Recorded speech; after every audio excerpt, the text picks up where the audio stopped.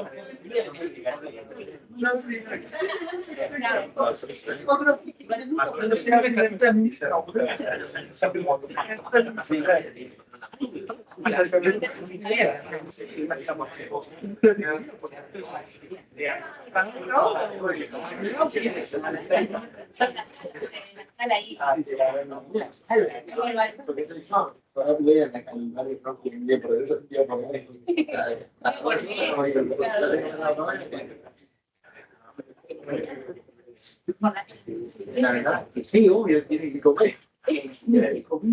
Y pero si no, te voy a matar, ella come.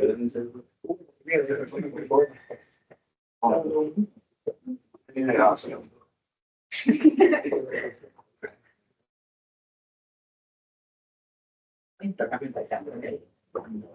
no, sí,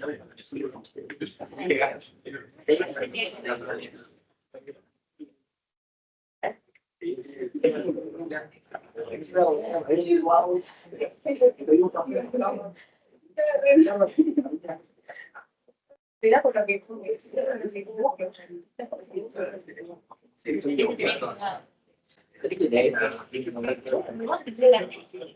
pero si también la esta ¿Todo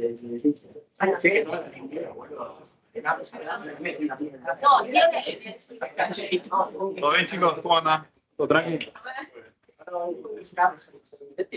¿Arrancamos? Faltó un montón de gente, pero bueno. ¿Qué paro colectivo? ¿Qué pasa? Bueno, arrancamos la clase 10 ya. Chicos, ¿arrancamos? Chicos, ¿arrancamos, porfa? Sí, no se va a hacer tarde. La clase 10. Llega esta clase, 2 clases más, vienen feriado y después tienen el parcial. Y se acabó las cosas.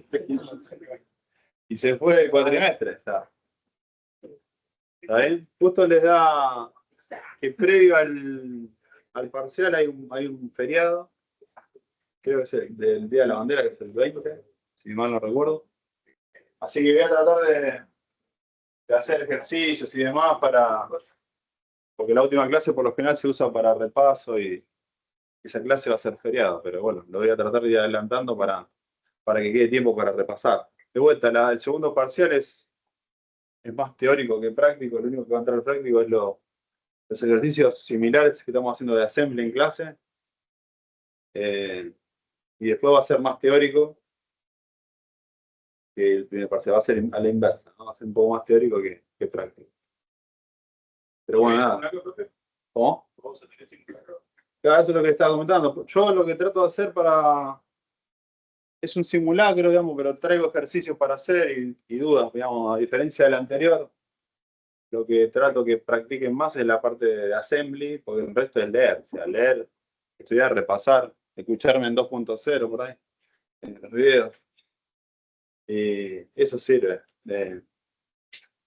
Pero de vuelta, no va a hacer nada por fuera de lo que estuvimos viendo, estamos viendo en clase. ¿Está bien? Así que nada. Tengan en cuenta que traten de no faltar las últimas clases, queda esta y 2 más y ya estamos sobre el segundo parcial. Ahí la gente que dé el primer parcial, de vuelta, póngale todas las fichas al segundo parcial, aprueben el segundo parcial Después ahí vienen las fechas de recuperatorio primer parcial. Y en su defecto, si le llega a ir mal en el segundo parcial, también tiene posibilidad de recuperar el segundo parcial. O sea que,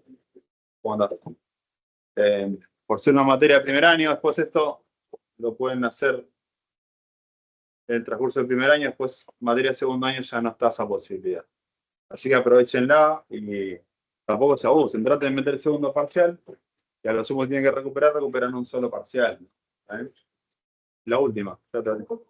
Si tienen los dos parciales para recuperar, no pueden rendir el final conmigo, cosa que no les recomiendo, porque el final previo, yo siempre dejo mi examen final para que lo tomen, pero después en esa mesa yo no tomo, yo no estoy tomando finales, ¿está bien? Entonces le va a tomar una mesa en la cual va a estar, seguramente hay profesores que están hace mucho tiempo ya. Yo me encargo de dejar mi final, pero yo no les garantizo que le vayan a tomar el mismo final que, ¿está bien? Entonces, yo de vuelta siempre digo lo mismo, traten y fundamental que rindan el final conmigo. Y nada, aprovechen y traten de aprobar la cursada y el final conmigo. No dejen el final previo, a pesar de mucho que colapsan y dicen, bueno, dejo el final para el final previo. Es lo peor que pueden hacer. Te lo digo, metan materias, materia igual final. No se metan en 5 materias si saben que no van a llegar. Métanse en 4, rindan los 4 finales, no acumulen finales porque al año se van a dar cuenta que se atrasaron un montón y deben finales y se van a rendir una materia y no se acuerdan, se van a acordar, porque la realidad es que es cursar materia, rendir final. Cursar materia, rendir final. Si en vez de cursar 5, cursan 4, al fin y al cabo se le va a hacer más efectivo llegar al final del camino, ¿no? Que parece que es lejano, pero se le va a pasar volando. Así como pasó este cuatrimestre, 4 meses volaron ya, quedan 2 clases, simulacro, segundo parcial, la gente que puede promocionar, genial, después queda al final. O sea, es así y así se le va a pasar los años que le quedan, le van a pasar volando. Son regular, tienen que regular, no se tiene que autoexigir por demás porque es ahí cuando empiezan a tener problemas. Y de vuelta, es un consejo. Cursen menos materias si es necesario y metan los finales. ¿Está bien? La cursada sola no sirve. ¿Está bien? O tírense a dar más materia, pero a promocionar. Pero eso le va a exigir más esfuerzo también, ¿no? Cuando están cursando muchas materias. Otra recomendación por ahí, no sé, Pinamar, suma, no sé si alguno ya planteó, es algo que suma para materias que por ahí son tan pesadas. Yo inglés, una materia marketing. Son algo que sea de negocio, no sé qué, depende de la carrera que estén siguiendo, hay materias que se pueden hacer. Y eso suele ayudar en vez de cursar una materia 4 meses y la pueden cursar una semana. También les quema en la cabeza, ¿no? La semana porque es de 8 de la mañana a 8 de la noche, de lunes a sábado, miércoles dan un parcial, el sábado dan a la mediodía dan el final. O sea, vienen de ahí, perdieron creo 6 meses de vida final, pero bueno, tienen una materia metida. ¿Cómo? ¿Cómo?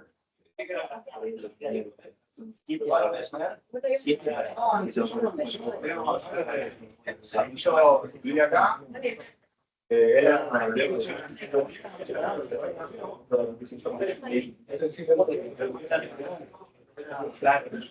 8 de la mañana, 8 no tenías vida. Parabas para comer, ibas a dormir el otro día de vuelta en la facu.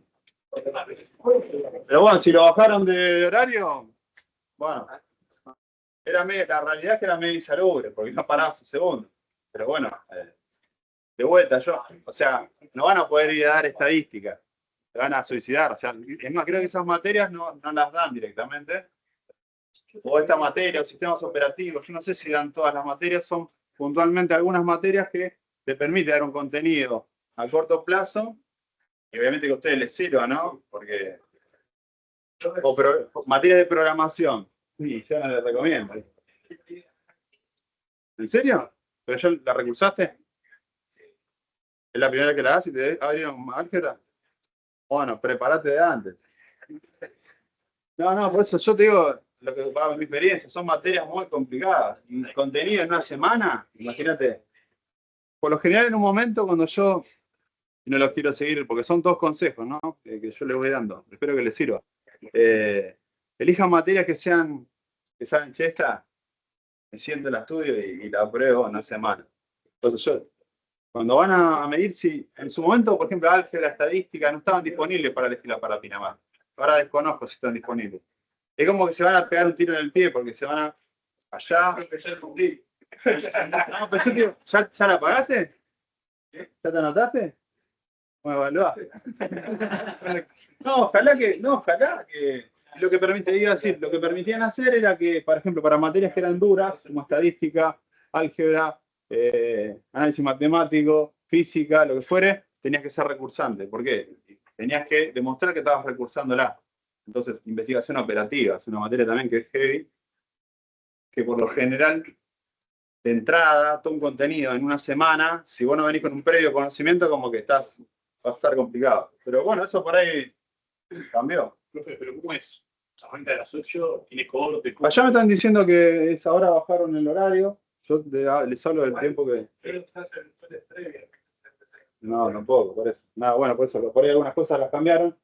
Cuando yo tenía esa disponibilidad era de 8 de la mañana a 8 de la noche, lunes a viernes, y el sábado a la mañana te levantabas como podías, ibas a rendir el final. El miércoles por lo general era, dependiendo de la modalidad, era el miércoles a la mañana das el primer parcial. Era un parcial y poner alguna presentación, y el sábado a la mañana das final. Depende de la materia, era oral o era escrito o lo que fuera. Sí. No, por eso no. Pero bueno, por ahí, tómenle con pinzas el detalle, pero por ahí hay otro requerimiento, por ahí es más corta el horario, como ya me dijeron. Hacer de 8 a 5 es bastante ya. Y al mediodía pueden parar, creo. Nosotros paramos a comer, que ahí mismo en Guada de Pinamar tenés para comer, tenés para hacer todo. Otro consejo, si pueden irse más alejados y no irse a Pinamar, porque pueden conseguir cosas más económicas. Digamos, estar en Guade, ¿no? Sí. Pero bueno, es algo que se pueden adelantar, en vez de cursar 5 materias, hacer 4 presenciales y una Pinamar, cuando se quieren acordar, le subo un montón de materias.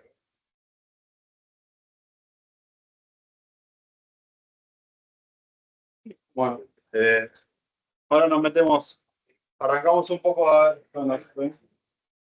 ver. ¿Qué vimos en la clase pasada? La idea de la clase de hoy es hacer un repaso de la clase pasada, como hago siempre. Espero que les sirva. Hace 2 clases atrás habíamos visto el ciclo de instrucción. Creo que eso ya lo habíamos repasado, quedó clarísimo. La clase pasada vimos interrupciones, cómo trabajaba una interrupción, qué zonas nuevas entraban en juego de mi memoria. Si quieren, refrescamos un poco este tema, rápido. Y acá un poco cambiado, ¿no? La foto de cómo tratar una interrupción, ¿no? ¿Se acuerdan cómo era? Aparecían las dos zonas nuevas. Mi memoria, que era la parte de la pila y la parte del vector de interrupciones. Y básicamente el funcionamiento era a grandes rasgos que yo sumaba a mi ciclo de distribución una pregunta por el flag de I, ¿no?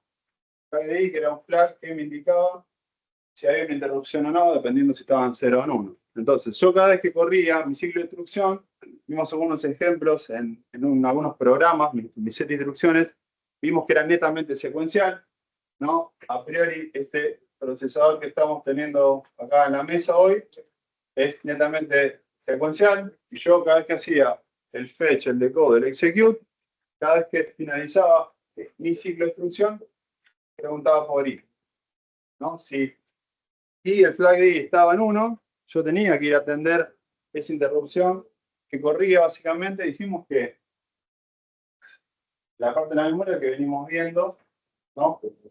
Desde el inicio, que le vamos a empezar a poner un poquito de nombres a cada una de las memorias o sistemas de almacenamiento que vayamos viendo. Acá, ¿se acuerdan? Acá tengo mi memoria de datos e instrucciones, von Neumann, por el M588, básicamente. Y lo que terminaba haciendo era básicamente cuando yo tenía una interrupción, o sea que a mí tenía que ir a atender una interrupción en el momento que tenía que hacerlo, ¿qué hacía acá, no? La pila que guardaba, ¿se acuerdan? Tenía que empezar a apilar información o guardar ese ambiente antes de atenderla, ¿no? ¿Por qué? Porque en algún momento tendría que seguir con la próxima instrucción. ¿Se acuerdan que tenía que guardar acá? El contexto y el PC. El contexto, ¿se acuerdan que eran los flags, los registros, las variables, todo el ambiente que yo tengo en el momento que me aparece la interrupción, ¿no? Cuando yo tengo, aparece esa interrupción, tengo que tener esa foto porque yo sé que en algún momento voy a tener que volver a seguir atendiendo esto, ¿no? Entonces, básicamente, acá voy a tener flags, registros,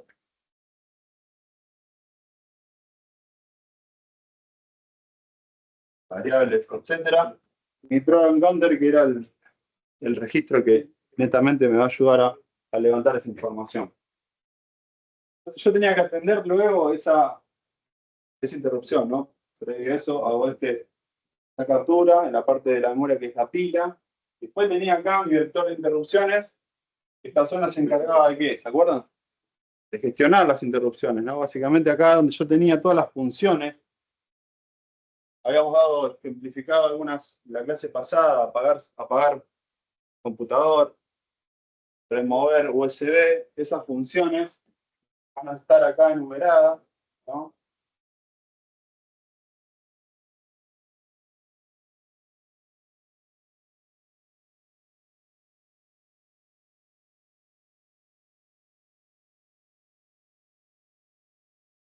Y básicamente de acá, de mi gestor de interrupciones, yo voy a terminar ejecutando en mi memoria tradicional, ¿no? Voy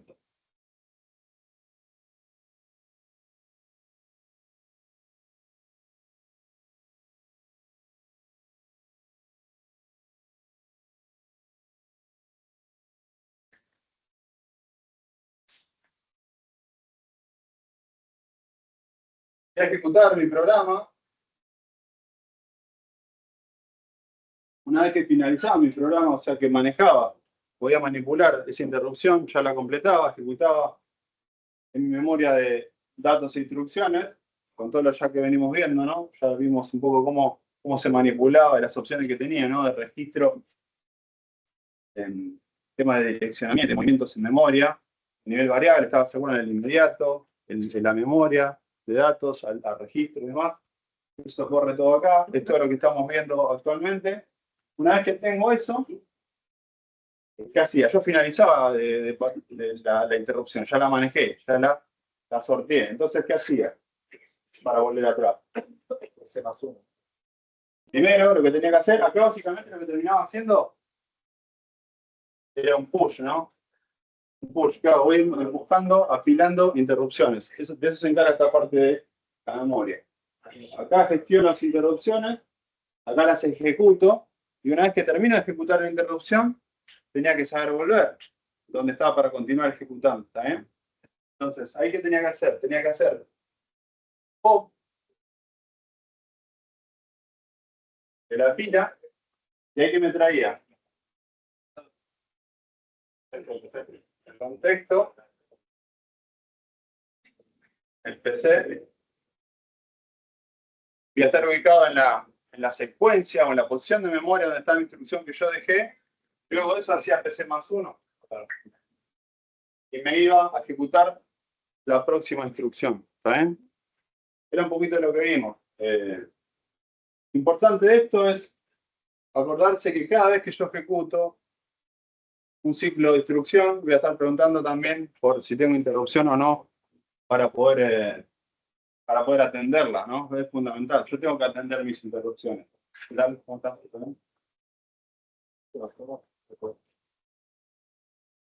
¿Estamos bien? ¿No? ¿Por ahí?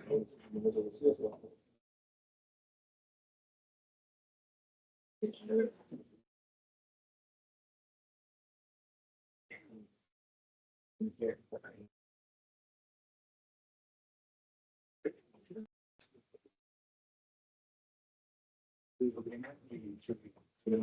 hemos visto la teoría, si bien la repasamos, pero acuérdense, acá tiene un poco para repasar al momento del parcial.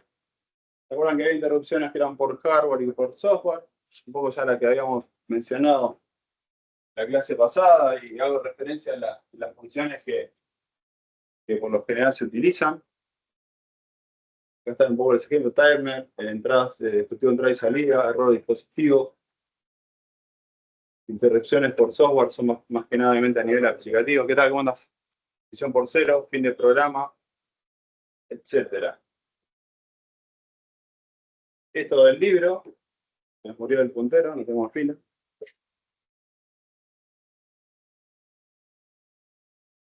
Como ven acá, de vuelta, ¿no? Hago mi ciclo de instrucción, igual que lo aprendimos, y después pregunto siempre por si tengo una interrupción. Siempre, obviamente, contando por mi flag de ahí. Tengo una interrupción, sí o sí la tengo que atender, y se ejecuta de la manera que vimos recién.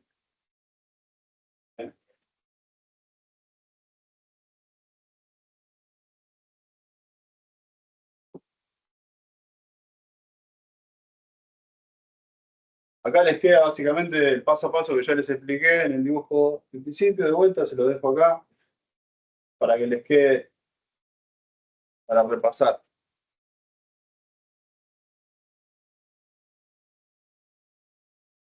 Acá el mismo gráfico que les mencioné cuando hicimos el ciclo de instrucción, acá básicamente se suma el globito del check de interrupt, ¿no? De interrupción.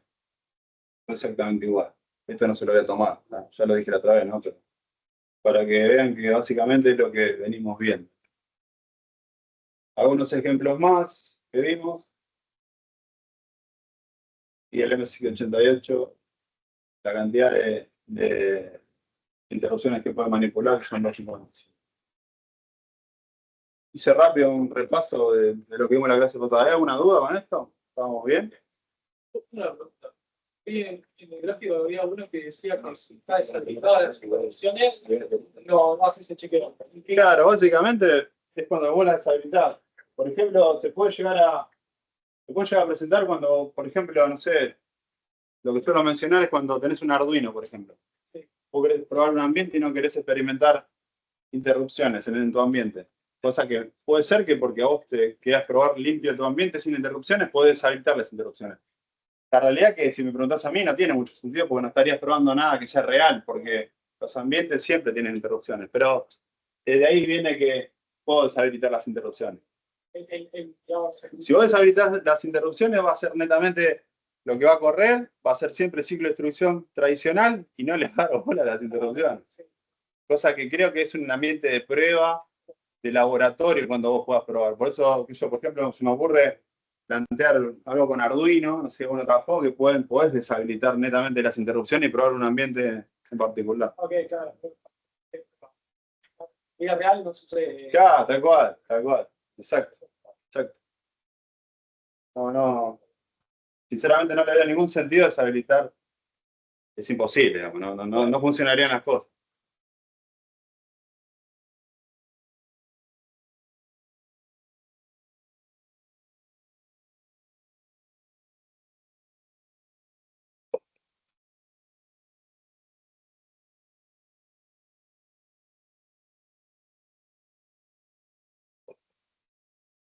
Bueno, ahora vamos a empezar a ver un poquito la parte de sistemas de almacenamiento. ¿Les parece? Vamos a hacer una intro sobre sistemas de almacenamiento. Básicamente lo que vamos a ver en esta clase referido a los sistemas de almacenamiento va a ser estas características, ¿no? En principio, que vamos a ir desglosando a través de la presentación. La parte de localización o locación, pueden llegar a escuchar también. Básicamente, hace foco en dónde se encuentra el sistema de almacenamiento en la arquitectura del computador. ¿Y qué tiene de importante? Me van a decir, sí, tiene mucha importancia porque dependiendo de dónde se encuentre el sistema de almacenamiento, va a tener características particulares, va a tener un costo en particular y va a servir netamente para algo en particular, ¿no? Diseñado en la arquitectura del computador.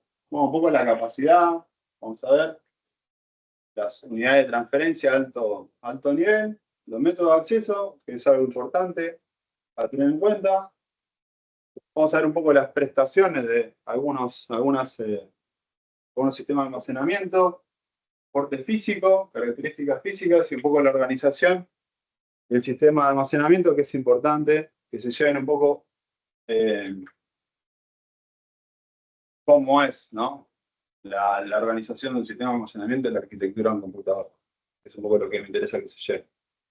Como les decía recién, empezando por la locación, lo importante es que, dependiendo dónde pertenezca o cuán cerca esté el procesador del sistema de almacenamiento, va a tener diferentes características, ¿no? Por ejemplo, si la locación está dentro del procesador o muy cercano al procesador, va a tener características particulares. Por ejemplo, hemos visto cuando vimos la organización de la arquitectura del computador, cuáles son los sistemas de almacenamiento que están cerca o, por dicho, dentro del procesador. Los registros, ¿no? Por ejemplo, los registros que son muy pequeños y trayendo como ejemplo los registros que estamos viendo del MSX88, que son registros que manejan 4 registros de 2 bytes cada uno, para que se den una idea. Son los registros más veloces que pueden almacenar poquita información, pero son los más caros al fin y al cabo, ¿no? Si nosotros hacemos un ejercicio de por precio, por costo de la arquitectura, los sistemas de almacenamiento que se encuentran más cerca del procesador son los más caros, ¿no? Si hacemos una separación, después lo vamos a ver un poquito por qué, ¿no? Haciéndole un paralelismo con respecto a eso. Después está la parte interna, que pueden ser las memorias que ya vimos, poner la memoria que nosotros decimos la memoria principal, que después le vamos a poner un poco los nombres de qué tipo de memoria. Puede ser una memoria caché, que también hoy vamos a ver un poco de memoria caché, no sé si vamos a llegar a ver todo. Después lo vamos a repasar toda la clase que viene porque es un tema que está bueno. Me interesa que se lleven. Y después memoria externa, que ya habla de dispositivo de almacenamiento o sistema de almacenamiento externo, ¿no? Discos rígidos y demás. ¿Está bien?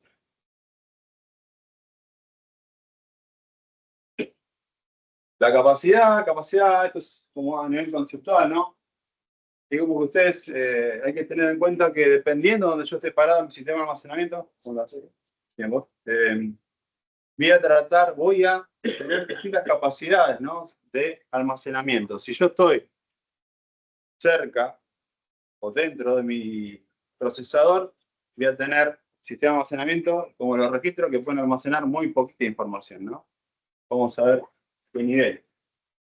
Y bueno, acá yo voy a estar teniendo en cuenta un poco como vimos en el MSX88 que yo puedo almacenar a nivel palabra, a nivel bits, ¿no? 2 bytes, o sea, muy poca información.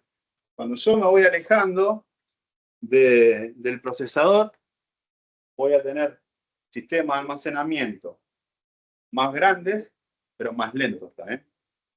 Los registros son rápidos, son los más caros, pero son muy pequeños.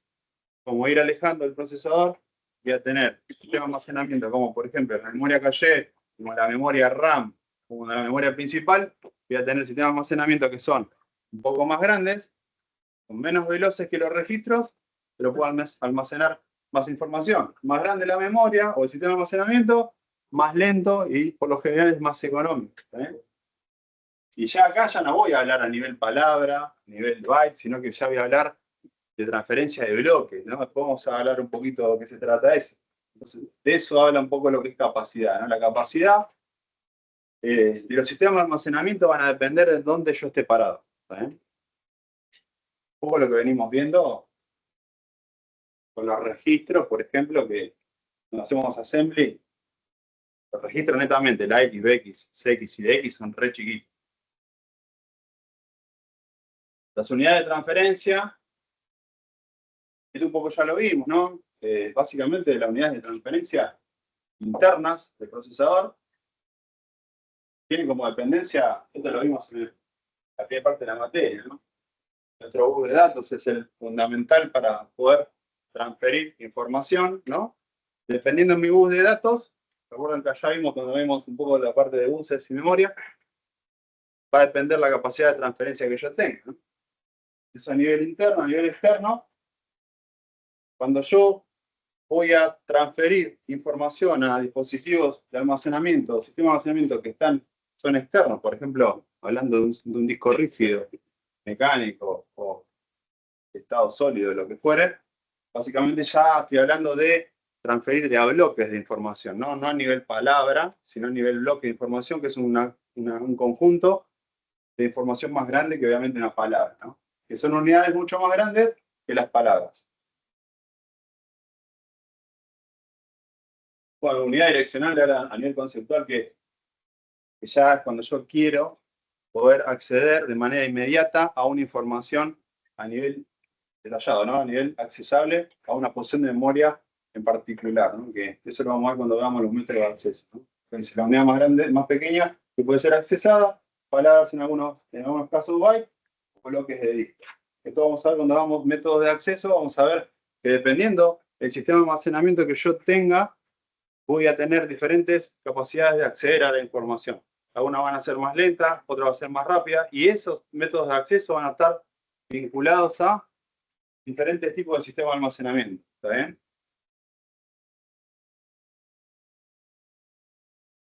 ¿Acabamos bien? Este tema por ahí suele ser bastante pesado, pero trato de hacerlo lo más lógico y ameno posible, chicos, ¿saben? Porque es muy teórico, pero yo quiero que lleven que tiene toda una lógica, ¿no? Por eso les menciono que tiene lógica que los registros que están cerquitas, están dentro del procesador, sean más pequeños, sean más rápidos, sean más caros. A medida que me voy alejando, pasa lo contrario, ¿no? O sea, eso es una jerarquía de organización del sistema de almacenamiento. Tiene lógica, ¿no? Ahora vamos a ver un poquito de a poco para que vayan siguiendo la presentación y nada, dar la medida que se lleven de acá ya un concepto y cuando lo vayan a repasar, que sea solamente refrescar memoria, información. Ese es un tema importante. Los métodos de acceso. Los métodos de acceso pueden ser acceso secuencial, ¿no? Por ejemplo, uno de ellos, el 4, tema importante.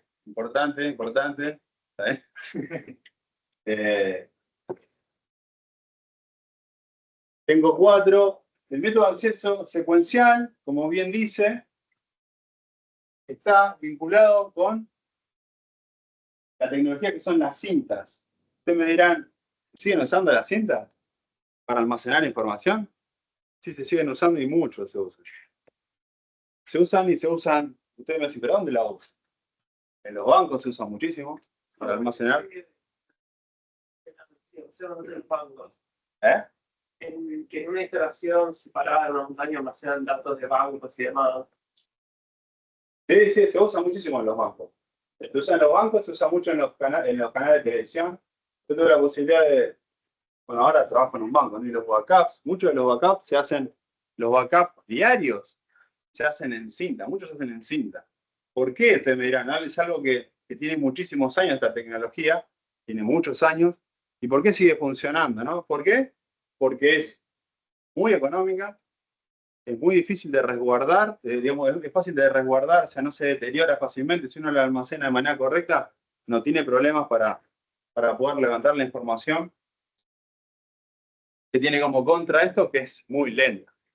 ¿Y por qué es muy lenta? ¿Por qué? Porque ustedes imagínense un vector en donde yo tengo información en la cual yo tengo que acceder. Yo tengo un dato que quiero hacer algo que está acá, ¿no? Pero está acá, ahí tengo que acceder.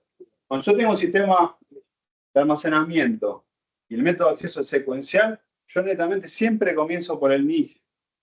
Yo estoy parado acá, yo voy a tener que recorrer toda la cinta preguntando si yo tengo la información que quiero hasta ahí o no. Cuando llego recién al punto en el cual tengo información, la voy a obtener. Pero esto va a depender de si está al inicio o está al final de la cinta. Yo siempre voy a tener que recorrer la cinta. Y ese es el problema que tiene la cinta, ¿no? Acá está un poquito. Inicia siempre en el inicio, al principio, y lee en orden. O sea, si está en la segunda posición, la va a encontrar rapidísimo. Si está en la última, va a ir a recorrer toda la cinta hasta encontrar la información. Ese es el problema que tiene, es muy lento, ¿no? El tiempo de acceso depende de la locación de los datos y de dónde se localizan previamente. Por ejemplo, la cinta. La cinta es uno de los temas de almacenamiento, creo que más viejos, pero si buscan en Mercado Libre, se van a fijar por qué la gente los bancos la siguen usando, ¿no? O sea, ustedes me dicen, escala, guardar a todos los clientes en una cinta, y la verdad que no. Hay otras maneras y están. Pero hay cosas que en particulares que se siguen guardando en cinta, ¿no? Por ejemplo, yo tuve la posibilidad de estuve trabajando por proyectos en Telefe. Por ejemplo, entras a los data centers de Telefe y tiene directamente los data centers, que les expliqué un poquito qué eran los data centers, tienen obviamente unos racks, los cuales están todos blindados con vidrio y tienen los robots administrando las cintas, ¿no? Sacando, poniendo las cintas constantemente. Y ahí puede haber de todo, ¿no? Está totalmente organizado y hoy por hoy les hablo que ha ido hace 5 años aproximadamente, pónganle, y eso está funcionando y sigue funcionando. Y es netamente por eso, ¿no? Porque es un sistema de almacenamiento barato, fiel, ¿no? Y es fácil digamos, de proteger ante la pérdida de la información, ¿no? Que eso es lo complicado también, ¿no? Porque yo puedo tener un backup con una infraestructura, una tecnología que es hiper innovadora, pero por ahí tengo muchas posibilidades de que eso se me esfume. ¿Qué sé yo? Por ejemplo, yo soy re innovador y como soy innovador tengo mis data centers que están on-premise. On-premise significa que están físicos, que son de mi empresa. Bueno, después contrato mi disaster recovery, se llama, en la nube AWS. Entonces, ¿ahí puedo llegar a tener un problema? Y no, pero primero hacer un backup contra la nube también tiene sus costos. Son totalmente otros costos, porque tengo que tener, obviamente, primero una landing zone contratada con una AWS que me la van a cobrar. El tráfico que yo de upload para subir la información que quiero subir y que quiero backupear. Y después me estoy atando a políticas de seguridad de un vendor AWS que es un monopolio, ¿no? O sea, ustedes saben que después vamos a ver un poquito de lo que es la nube, pero se dan cuenta, todos los que son todas las empresas que son de nube son todas yankees. O sea, ya creo que al mundo ya le dio miedo y quieren hacer sus propias nubes. La Unión Europea quiere hacer sus propias nubes porque dice, che, estos tipos tienen absolutamente todo. Si un día nos bajan la palanca y nos dejan afuera de todo porque tienen la información de todas las empresas, de los bancos y de todo lo que se imaginen está ahí adentro. O gran parte está ahí adentro, ¿no? Pero bueno, este es el método de acceso más económico, más lento, pero más hoy utilizado. Después está el directo. Directo que básicamente es ese directo, pero después ahora van a ver que no es tan directo. Básicamente, leyendo un poquito la teoría para hacer una intro, bloques individuales tienen direcciones únicas. El acceso se hace mediante un acceso directo a una vecindad. Ahora vamos a explicar un poquito qué es eso. El tiempo de acceso es variable. Acá dice que es directo, pero está relacionado netamente con los discos rígidos mecánicos. ¿Está bien? No sé si ustedes son bastante más jóvenes que yo, pero los discos mecánicos, ¿se acuerdan cuando, no sé, cuando quería desfragmentar el disco? Que ponías a desfragmentar el disco y te ibas, bueno, che, espero que me mejore un poco la reacción porque quiero acceder a la información y se me quedaba relojeando. Bueno, ¿por qué? Porque eran discos mecánicos. Disco mecánico separa la información en diferentes bloques, ¿no? Acá tengo el bloque 1 y el bloque 2. ¿Qué tiene como ventaja el acceso directo? Básicamente que no es el acceso directo a la información, sino que yo accedo directamente al bloque donde está la información. Por ejemplo, yo quiero acceder a esta posición de mi sistema de almacenamiento, y básicamente la ventaja con respecto a esto es que yo no me voy a tener que recorrer el bloque 1, sino que directamente yo sé, o vas a ver que voy a poder detectar que está en el bloque 2. Una vez que me pare en el bloque 2, voy a empezar a recorrer el bloque 2, ¿está bien? Eso se le llama vecindad dada, ¿no? El acceso se hace mediante un acceso directo a una vecindad dada. La ventaja de este con respecto a este es que es otra tecnología, mucho más nueva. Es un disco mecánico, no es un disco de estado sólido, que es otra tecnología. Es un disco mecánico que yo tengo bloques de información y la ventaja que tengo es que netamente no accedo directamente a la información, sino al bloque donde se encuentra la información y después la puedo acceder. Y de vuelta es como le digo, ¿se acuerdan que yo ponía desfragmentar el disco y tardaba como 6, 7 horas? Por ahí voy al otro día y decía, no, esto, ¿para qué lo puse? Y era con la fe de que me diga, che, organizame la información de alguna manera para que yo pueda accederla más rápido. Era literalmente, si eso se dedicaba como a ordenar los bloques y la información para que una vez booteabas y te mejoraba un poco. O sea, la realidad es que terminabas, a veces te enojabas y decías, no, que ande como ande. Esa es la acceso directo, netamente relacionado con los discos rígidos mecánicos. El disco de estado sólido tiene otra característica. Por lo general está vinculada con memorias o sistemas de almacenamiento de tipo flash. Tiene otra tecnología. Ahora después lo vamos a ver, pero no es igual que el disco rígido mecánico. Son diferentes. Vieron que, bueno, cuando aparecieron los discos de estado sólido, creo que ustedes, bueno, que fue una innovación, fue muy, muy copado. ¿Qué dijeron todos? Che, digo, compro un disco de estado sólido y bootea el del disco de estado sólido. Y era otra computadora, ¿no? ¿Por qué? Porque, bueno, literalmente la tecnología es otra, ¿no? Funciona con una memoria que llaman tipo flash, un sistema de almacenamiento flash, que ahora después vamos a ver qué características tiene, ¿no? Tiene otras características y es mucho mejor que un disco de mecánico.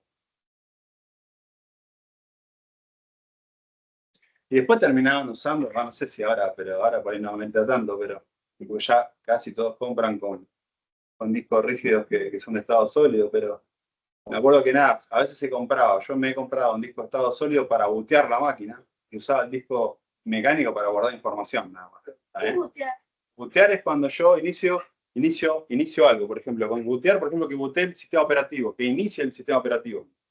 Se llama bootear, el setup, ¿no? Por ejemplo, cuando vos te pegás al botón de encender, ahí empieza el boot de la máquina, entra la BIOS y después empieza a levantar el sistema operativo. Eso sería bootear la máquina. Bootearla, después la puedes restartearla, pero ese es eso, básicamente. Y bootear le digo que vos le podés decir a la BIOS dónde querés que inicie. ¿De dónde querés que inicie? ¿No? ¿Se acuerdan? No sé si algunos usaron, pero cuando vos querés iniciar la instalación de un Linux, por ejemplo, ponías un CD o un pendrive y vos le decías, che, booteás desde el USB. Y en el USB vos tenías el sistema operativo de Linux. Entonces, cuando vos booteabas con el sistema operativo de Linux. Eran distintas modalidades pero date una idea que es como iniciarlo, ¿no? Cuando inicias una PC. Y ese disco que usted dice mecánico es el que usaban las máquinas viejas, pero era... No tan viejas, ¿eh? No tan viejas, pero... Es el no me trates así. No, no entiendo. Sí, los discos... Particionar son palabras que... Me Claro. era cuando particionás un disco ahora en Linux, por ejemplo. Bueno, sí. Bueno, pasa que los discos discos mecánicos son, yo te diría, de los años por ahí 90, bueno, son mucho más viejos, ¿no? Pero fueron famosos acá en los años 90, 2000, que literalmente cuando vos iniciabas la máquina hasta escuchabas, porque tienen un funcionamiento mecánico, entonces se escucha tac, tac, tac, tac, tac, tac. Bueno, eso cambia cuando fue evolucionando los sistemas de almacenamiento. Obviamente eso es mucho más lento, ¿por qué? Porque tienen un trabajo y están separados por bloques, por zonas, diferentes zonas. Entonces, a diferencia de los discos de ahora, están compuestos de otro tipo de tecnología. Y eso después lo vamos a ver un ratito. Y decime en qué más o menos. No entiendo. O sea, ¿cómo es que buscaban así en bloques? ¿Cómo sabían en qué bloque buscar a diferencia secuencial? ¿De qué forma? O sea, que había documentos. Claro, vos date una idea que, claro, tal cual. Vos cuando me refiero a acceder a la información, me acuerdo es como vos usuario, usás, por ejemplo, en ese momento el Windows XP o el Windows 7, y vos querés agarrar y acceder a un documento. Lo buscas. Vos lo buscabas, pero tal cual. ¿Dónde estaba ubicado? En el disco C. Sí. El disco C, o depende cómo vos lo nombres, era un disco rígido mecánico, por ejemplo. Entonces, vos accedías a esa información. Bueno, cuando vos accedes a esa información, accedes a un hardware. El hardware es el hardware físico, que es el disco rígido. Sí. Ese disco rígido, al ser mecánico, tiene estas limitaciones, que almacena físicamente información. ¿Viste cómo nosotros vemos de la memoria? Que almacena en los cajoncitos. Bueno, acá el disco mecánico almacena información en bloques y se va almacenando de esa manera, ¿no? Y tiene características mecánicas de tecnología que son ya, para la altura, bastante obsoletas. Igual yo creo que hay todavía. Parece, sí. Yo tengo una SSD para el sistema operativo. Bueno, es lo que yo te decía yo. Y después para seguir, o sea, lo que dicen los chicos, un disco de estado sólido tiene otras características, te acelera un montón el buteo, el inicio de una PC, entonces lo que se termina haciendo es instalar el sistema operativo sobre ese sistema de almacenamiento, podés conseguir que la diferencia entre que inicie sobre un disco mecánico a un estado sólido, los tiempos son bastante considerables. Entonces vos tenés acceso y iniciás la máquina muchísimo más rápido. Y así como el acceso a la información también. Esa es un poco la diferencia. Por eso yo te digo que... Y la forma de guardarlos en bloques ya es algo que ya está codificado. Exactamente. Y eso no lo vamos a ver. No lo voy a ver en detalle. Tipo, Acá no. cuando guarda un documento que inicia con la letra D, después cuando buscamos nosotros como usuario ponemos D, eso sería como una especie de... Sí, vos tenés en cuenta que eso es buscar en bloques, es buscar la información en diferentes bloques, y yo acá lo que estamos viendo es cómo accedes a la información. El acceso a la información se llama directo, y como es un disco mecánico, vos vas a terminar accediendo a diferentes bloques para poder buscar. Después la misma lógica que estamos buscando para la memoria principal, por ejemplo, ¿no? La memoria principal ahora vamos a ver cómo se comporta. Pero es un poco lo que yo te mencionaba recién. Ten en cuenta que tenés un disco lo redondo, pero tenés diferentes bloques. Y acá tenés diferente información.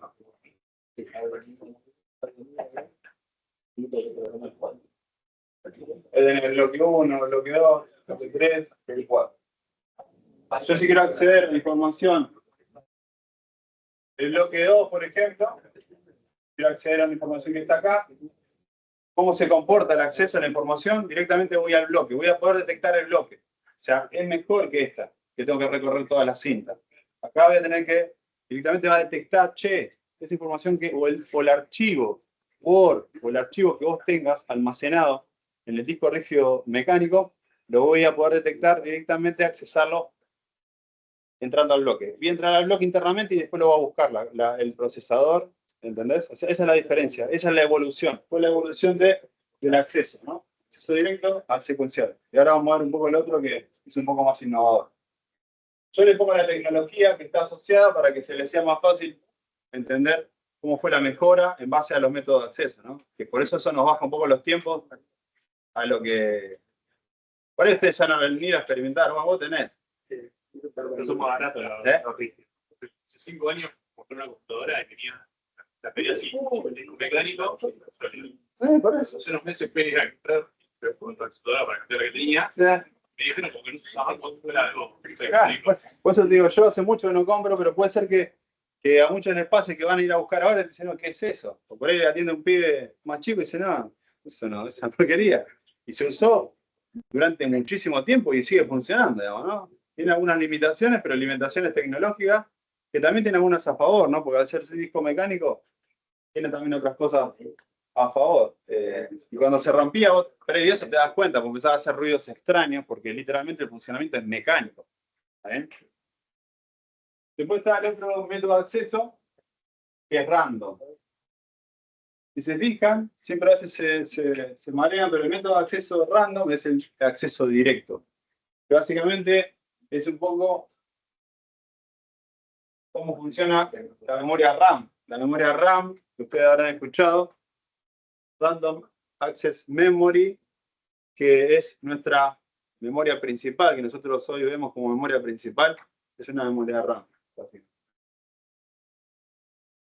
¿Y qué tengo como positivo de acá? Que sí, directamente yo puedo acceder a la información de forma directa, ¿no? Una dirección dada donde yo tengo la información que yo quiero acceder. No tengo que recorrer ningún bloque, no tengo que recorrer la cinta, directamente voy y accedo a mi posición de donde yo quiero extraer esa información. ¿Está bien? O sea, esta es la innovación que tiene la memoria RAM. La memoria RAM es la que le digo yo, memoria principal, donde están todos los cajoncitos que vimos durante toda la materia. Bueno, estas posiciones ahí puedo acceder de manera directa, ¿no? La realidad directa acá le llaman método de acceso random, ¿no? Random, de RAM. Después vamos a ver un rato que la memoria RAM, hay diferentes tipos de memoria RAM. Ahora vamos a ver un poquito a otro nivel cómo se componen estas memorias RAM. Y después, por último, está la asociativa. Básicamente, esta está relacionada con la memoria caché. ¿Vale? La memoria caché que vamos a tratar de verla hoy. Y básicamente, ¿por qué es asociativa? Porque utiliza un método de poder seleccionar, ¿no? Cuidadosamente la información que se queda guardada o no se queda guardada. ¿Por qué? Porque tengan en cuenta que la memoria caché es una memoria que pequeña también, es más pequeña que la memoria RAM. Nuestra memoria RAM, estamos hablando de los rangos de los megabytes aproximadamente. Y tiene que seleccionar, ¿no? Yo tengo que ir reciclando. Así como reciclo información de la memoria RAM, también tengo que reciclar información de mi memoria caché, ¿no? Que mi memoria caché, básicamente, ahora pongo un poco la función de la memoria caché. Entonces, si los datos se localizan, perdón, por una comparación de contenido de una porción de almacenamiento. Ahora vamos a ver cómo funciona eso. Esta es la pila. ¿Eh? Acá no, esta es la memoria caché, esta es otra materia, otra memoria. La memoria RAM, acá estaría la parte de pila, que es la memoria RAM, que es la memoria principal que venimos viendo. El tiempo de acceso es independiente de la posición o acceso previo. Por ejemplo, memoria caché. Está relacionado literalmente con la memoria caché.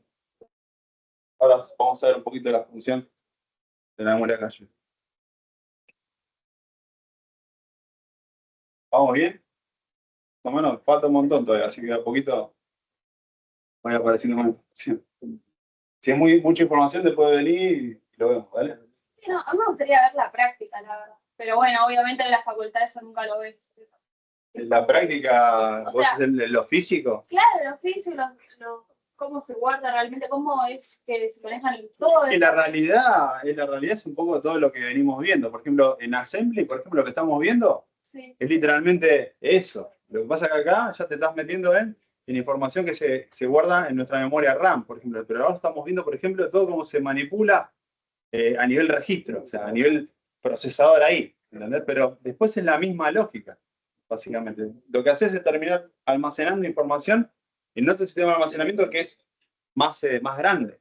Pero la transaccionalidad de información que la haces desde el procesador o los registros a la memoria caché, a la memoria principal, ahora lo vamos a ver.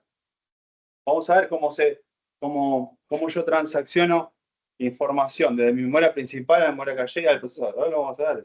Si eso es lo que vos querés, ¿no? Eso lo vemos. Y eso está bueno, está interesante. Por ejemplo, ¿no? Otra cosa, ya, aprender, pero creo que no se va a aprender en esta materia ni en la facu. Pero estaría bueno, por ejemplo, ¿no? Las teclas están unidas, todo con el sistema operativo, la parte baja. Bien.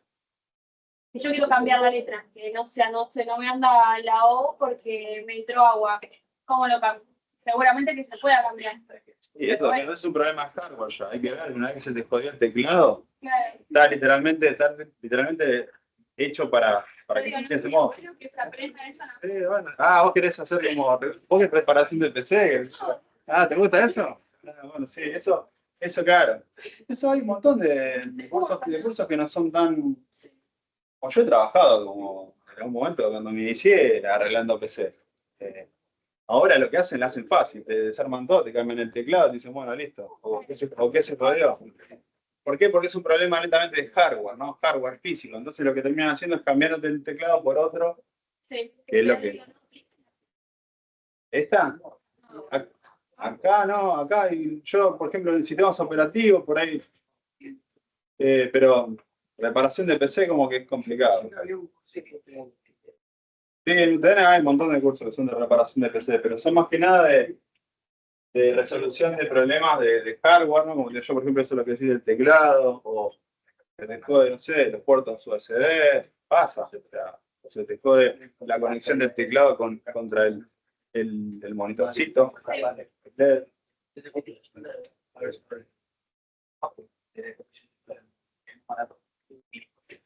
Bueno, rendimiento, un poco de rendimiento es totalmente esto conceptual, tiempo de acceso, obviamente, con qué se relaciona el tiempo transcurrido entre presentar la dirección y obtener el dato.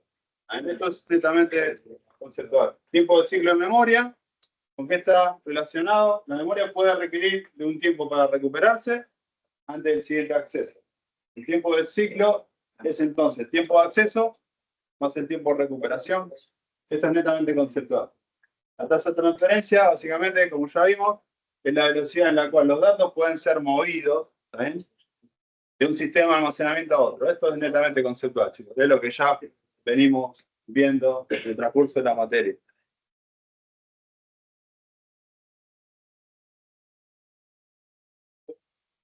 Bueno, nada, después tenemos los soportes físicos. Están las tecnologías, nos metemos un poco acá en lo que es la tecnología, los sistemas de almacenamiento.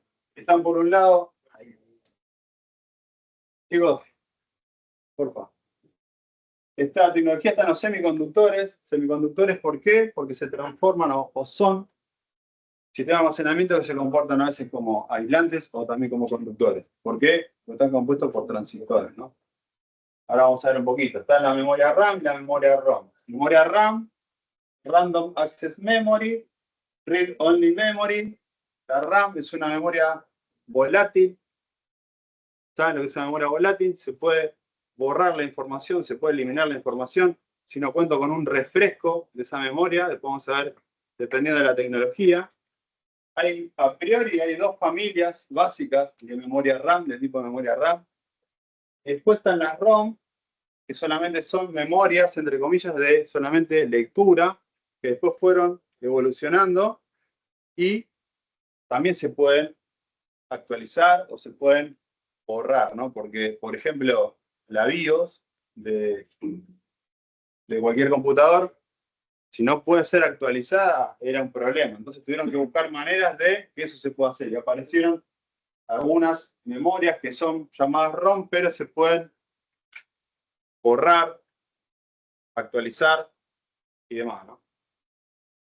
Como están los discos, la parte magnética, que esto ya cada vez se usa menos, bueno, los discos y la cinta, como lo vimos, y esto ya casi no se usa, ¿no? CD, DVD, Blu-ray, esto ya quedó, creo que casi obsoleto. No sé si alguno usa esto, pero creo que ya no. Son un poco las tecnologías que vamos a ir viendo.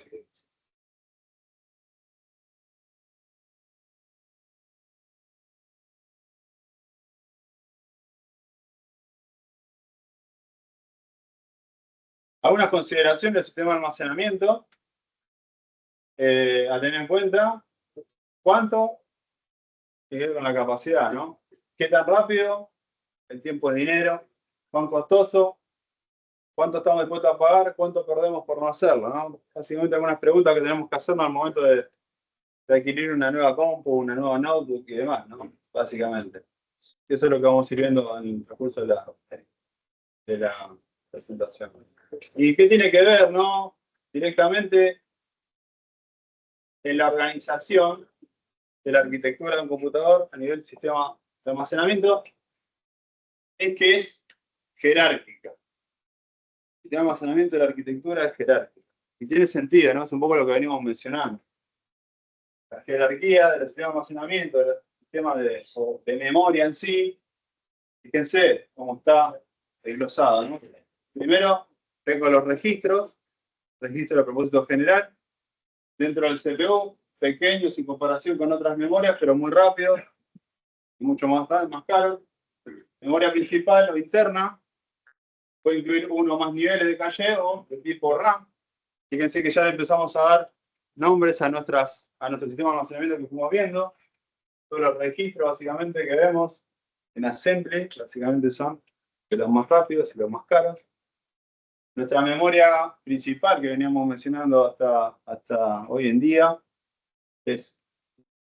son RAM, que vamos a ver ahora que hay dos tipos de memorias RAM, en principio dos tipos de familia, que son las SRAM y las DRAM, seguramente las escucharon en algún momento.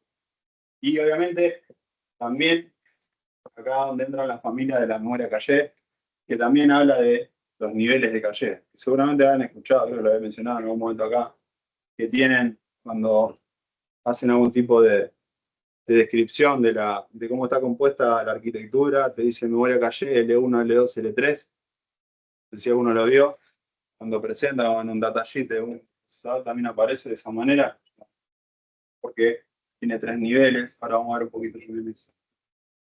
Después están las memorias externas o sistemas de almacenamiento externos, que básicamente son un almacenamiento de respaldo. Los discos rígidos, ese tipo de cosas que son más de respaldo, ¿no? Son más grandes. Los sistemas se fijan, son de los más chicos hacia los más grandes. Más caros, más rápidos, más pequeños. Más grandes, más lentos, más baratos. Y así a medida voy creciendo en capacidad, son más lentos y más económicos. Más me voy alejando del procesador, el sistema de almacenamiento más económico, más grande, más lento. Y eso es una jerarquía. Así se jerarquiza cuando se arma la arquitectura, digamos, del sistema de almacenamiento de un computador. Es jerárquico. Acá te lo saqué del libro. Jerarquía de memoria se da con este tipo de jerarquía, ¿no? A los registros, caché nivel 1, caché nivel 2, también puede aparecer caché nivel 3, está la memoria principal, después está la caché de disco, el disco, los ópticos y la cinta, que son los más lentos. Esa sería un poco la jerarquía de los sistemas de almacenamiento.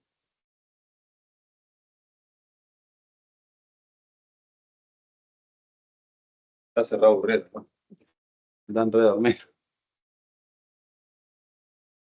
Esta por lo general trato de darla yo cuando está la clase virtual, porque sé que ahí por ahí esto es re teórico y por ahí después uso la otra clase para reforzarlo, pero porque es media larga y por ahí media tediosa. En realidad no es difícil, no es un tema difícil, es encontrarle un poco la lógica, me parece. Jerarquía de memoria, esta jerarquización nos permitirá, ¿no? Básicamente, disminuir el costo por bit, aumentar la capacidad, aumentar el tiempo de acceso, disminuir la frecuencia de acceso de la memoria por parte del procesador. ¿Esto por qué? Lo menciono acá, lo menciono a propósito, porque acá entra en juego un poquito la característica de la memoria caché, ¿no? Que es un poco la de tratar de resolver algunos temas, de no repetir accesos a sistemas de almacenamiento que perjudiquen a los tiempos de respuesta, ¿no?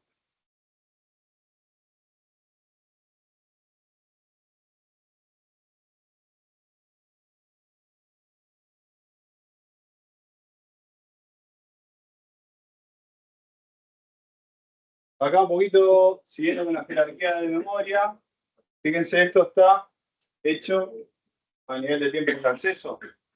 Fíjense cómo está modificando o creciendo los tiempos de acceso cuando me voy alejando del procesador. Fíjense, los registros estamos hablando menos de los nanosegundos. ¿Se acuerdan que vimos un poquito de esas unidades? Memoria caché, estamos hablando mayor a los nanosegundos. Esto es aprox. Acceso de memoria principal, estamos hablando de 10 a 60 nanosegundos. Disco ya estamos hablando de milisegundos. La cinta disco ya estamos hablando de segundos, ya son muchísimo más lentos. ¿También? Esto está armado como para que tengan una idea de que cuando más cerca estoy del procesador, los tiempos de acceso son mucho más rápidos. ¿También? ¿Se entiende? ¿Todo bien? Lo mismo con las capacidades de almacenamiento de cada uno de los sistemas de almacenamiento va a depender, como les dije en principio, de dónde esté localizado.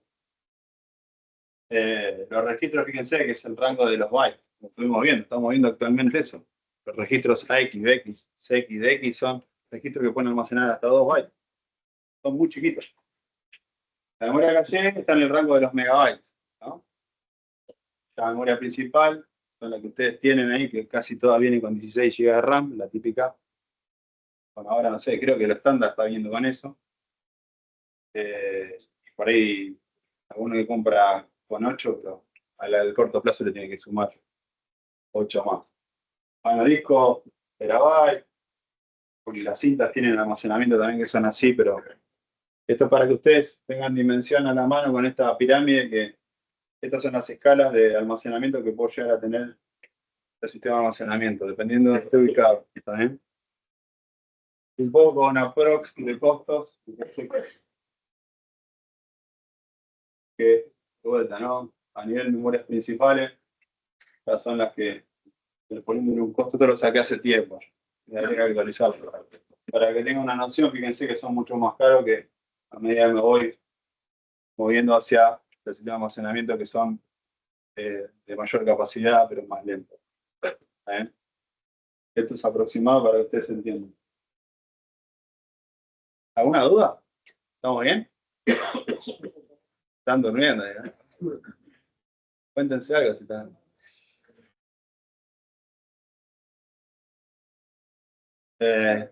Seguimos un poco más. Bueno, nada, empezamos con el sistema de almacenamiento, entrar un poquito más en detalle y las características del sistema de almacenamiento, ¿no? Memoria RAM, memoria de acceso aleatorio, como vimos en los, les mencioné, es un acceso aleatorio, puedo acceder de manera directa a la información. Y está asociado contra nuestra memoria principal, la que usan todos en su computador. Es de lectura-escritura, ¿no? Básicamente, eso está claro, es volátil. Volátil significa que yo necesito el sistema de refresco para que mi información no se borre. Dependiendo del modelo del sistema de la memoria RAM, voy a tener características diferentes, ¿no? Entonces, el almacenamiento temporal, como venimos viendo también en los ejercicios de assembly, porque acá se relaciona todo, fíjense que se relaciona todo. Cuando yo agarro y piso una información en una zona de mi memoria, cuando hacemos una transacción del registro a la memoria principal, ¿qué pasa? Yo reservo la memoria, la posición de memoria, ¿pero por qué? Porque se recicla todo el tiempo, ¿no? Es imposible que yo tenga reservado solamente algo en mi memoria principal para algo en particular, salvo que esté algo en una zona a la cual yo no puedo acceder, que también se va reciclando. Lo que yo guardo de manera constante son en los sistemas de almacenamiento de respaldo, ¿no? Como ya sabemos, ¿no? Tema de disco rígido. Bueno, ahora se usan, che, me hago un backup en Drive, ¿no? Piénsenlo así. Ese sería como nuestro disco rígido ahora que esté tan familiarizado. Che, tengo en el celu, pero no, lo guardo en mi Drive. Está en la nube. Está en la nube que realmente está en un servidor en algún lado en la parte del mundo, pero ese es como nuestro sistema de almacenamiento externo. Eso es la evolución de tener en la compu por ahí algo que decís, che, lo tengo en mi compu, pero también lo tengo en Drive, ¿no? Ese es el sistema de almacenamiento, básicamente. Lo que está en el computador, básicamente, sí o sí, es la memoria RAM, la memoria caché, los registros se modifican y se reciclan constantemente. Constantemente se recicla la información. ¿Pero por qué?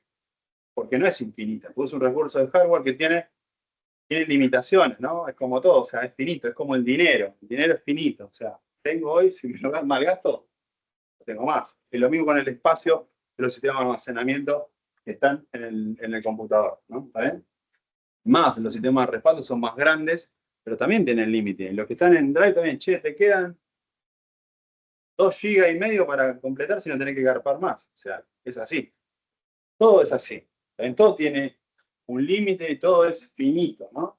Entonces, estas memorias RAM son con estas características. Y ahora vamos a ver que hay dos tipos, como recién les adelanté. Están las static RAM, ¿no?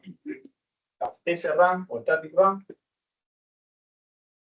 Básicamente son, para que se lleven una idea, las características son las que son más caras, ¿no? Son más caras porque están construidas a nivel hardware por transistores, están compuestas por compuertas lógicas que vimos anteriormente, ¿se acuerdan que están compuestas por transistores? Básicamente, circuitos flip-flop, lo habíamos hablado en algún momento. Esto me permite tener un clock o un reloj para que nunca... Es un clock automático, básicamente, para que se refresque y esa información no se borre de la nada. Entonces, fíjense, los bits se almacenan como interruptores encendidos o apagados, que son ceros y unos, porque está hecha de compuertas lógicas y transistores. Tiene construcciones que son un poco más complejas. Son más caras, no necesitan circuitos de refresco. ¿Por qué? Porque el refresco se lo da a través de estos circuitos flip-flop que van refrescando y no permitiendo que se pierda la información. Son más rápidas y genéricamente se usa para las memorias caché y los registros. Fíjense, este tipo de memoria directamente están relacionadas en la arquitectura del computador para lo que son registros y memorias caché, que son memorias pequeñas, sistemas de almacenamiento pequeños, ¿no? Pero son caras. ¿Estás bien? Te veo preocupado. Pero no la habíamos visto. Sí, yo en la vuelta la mostré rápido, eso las mencioné. Como ¿está bien? Esta es la SRAM. Después están las Dynamic RAM, de otro tipo, que tiene otras características, bueno, memoria de acceso aleatorio dinámica, que son un poco más económicas, ¿no? Tiene esta característica y principalmente la diferencia es que está compuesta por dispositivos electrónicos que son más económicos que por ahí un transistor en sí, ¿no? Está compuesta por ejemplo, uno de los dispositivos electrónicos que está compuesto, que no el anterior, por capacitores. Los capacitores son un dispositivo electrónico mucho más económico que en sí un transistor. Básicamente es el dispositivo que lo que hace es almacenar tensión. Almacena tensión. 5 volts, por ejemplo, pero tiene la desventaja que después se va descargando, ¿no? Cuando, o sea, pasa de 0 a 1 con el tiempo. Yo, para poder mantener viva esa información, tengo que tener almacenado con tensión estos capacitores. Estos capacitores con el tiempo se descargan. Entonces tiene que tener un sistema de refresco para yo no perder la información aleatoriamente. Los capacitores tienden a descargarse, requieren refrescos periódicos para mantener almacenados los datos. Es una construcción mucho más sencilla que las anteriores. Más económica, necesita circuito de refresco, como dije recién. Son más lentas. Usualmente es la memoria principal y los buffers de dispositivos. La memoria principal, ¿por qué? Porque son siempre un poco más grandes, tienen más capacidad. Y se refleja netamente con la memoria RAM. Fíjense, la SRAM son de otras características, más costosas y tiene otra arquitectura. Se vincula con funciones que son de menor almacenamiento, pero necesitan más velocidad y almacenar menos, ¿no? ¿Está bien? ¿Cuál sería un ejemplo de buffer de digo, Sí, hay buffer que son sistemas de almacenamiento que lo que hacen básicamente es almacenar información en particular por un tiempo. Y más, los buffers están netamente en las memorias principales. Se usan para bufferear. Cuando vos descargas, tenés una cantidad de información que vos parte de la memoria la estás colapsando, se van esos buffers. Esos buffers son como que mantienen en cola la información que no podés almacenar en la memoria principal. Es, no sé, un poco similar también, no es otra cosa, ¿no? Pero lo que se llama memoria virtual. Cuando vos pedís recursos a otro sistema de almacenamiento, porque ya mi memoria principal colapsó, por ejemplo. Pero buffers son eso, ¿no? Buffers son dispositivos de almacenamiento, sistemas de almacenamiento también, que guardan información temporal también.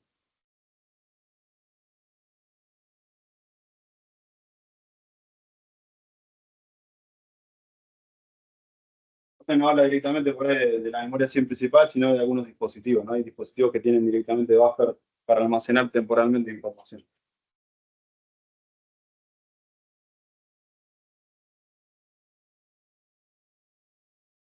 Bien.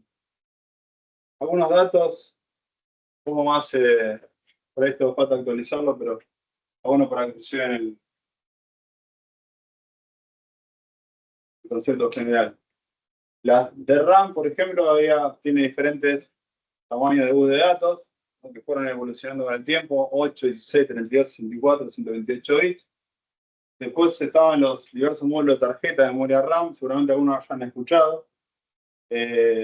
La SIP ya no se usa más, la SIM, la Single Inline Memory tampoco. Las DIMM, seguramente las escucharon, que son las Double Inline Memory Module. Y las RIM, que son las Rambus, ¿no? Las Rambus son las que son un poco más nuevas, ¿no? Pero estas son las evoluciones básicamente de estos modelos de Dynamic RAM o de RAM que estamos citando.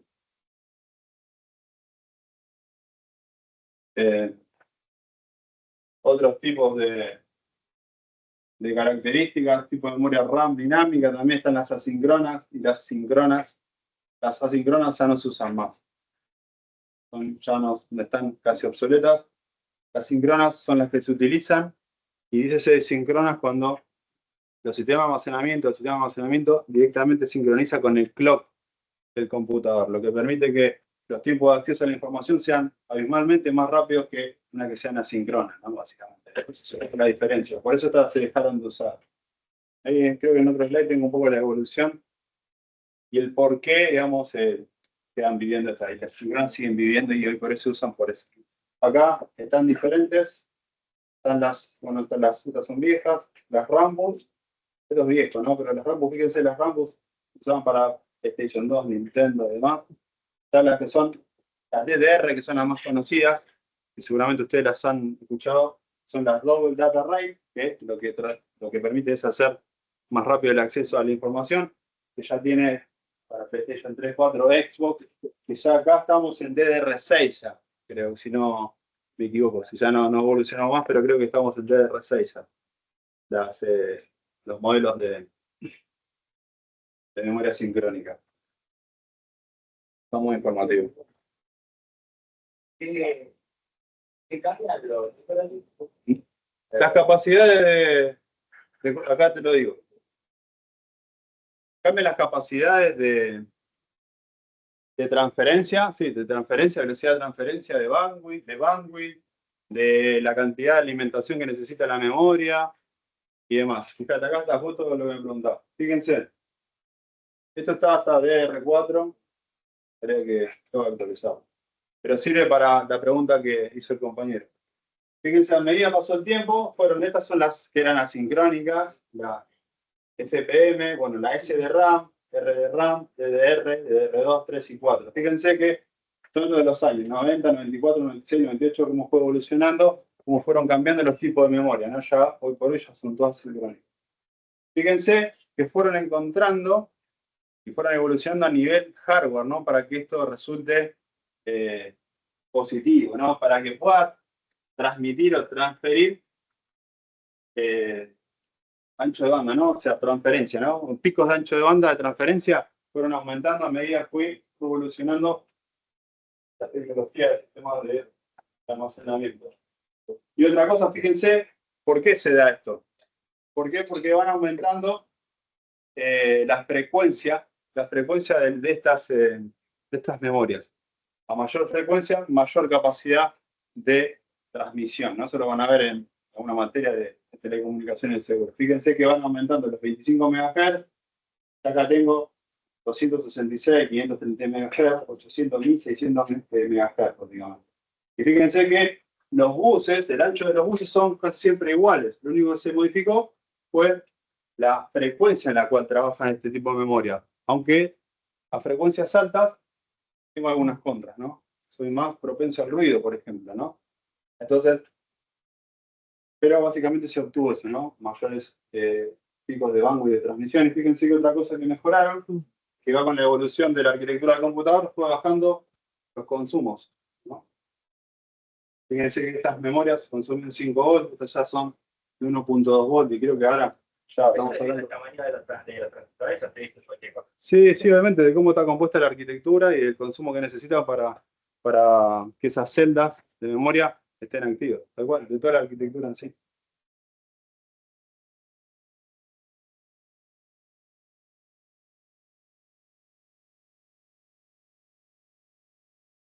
¿Se entiende, chicos? Las 8, bueno. ¿Quieren que dejemos acá? Son las 8. Están quemados, ¿no? ¿Sí? Cortamos ahora a 8:30, regresamos.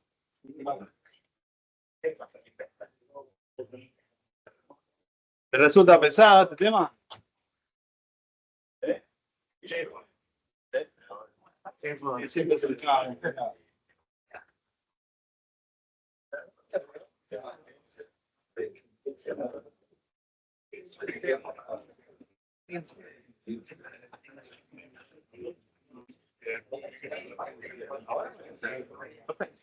La cosa es una consulta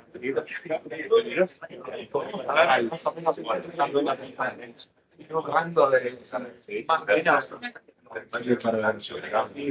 digamos